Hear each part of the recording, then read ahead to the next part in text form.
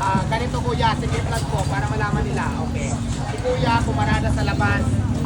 Ang mga personal na gamit ko dapat, ingatan nyo. Kasi sa cellphone niya, napaka-important yan sa personal na bagay. Yan, nasa labas pa kayo, nasa nasada pa kayo.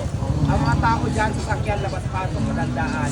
So, huwag nyo i-point na sinisipin nyo ako na parang hindi kayo ng kapalit dahil wala ka dahil ko. Rata, birthday ko! Sipas din niya. Parang dito, Birthday ko! para maibalik yung hindi mo sa pagdito at saka parang pag-ibigyan ko ng bago hindi tayo mayaman para lang hindi mo sa pagdiliwata. Sa akin lang talaga, lalo kayo ngayon, lahat ng may mga gamit dyan, pakain kayo, sana maging kasi personal na gamit ko yan po.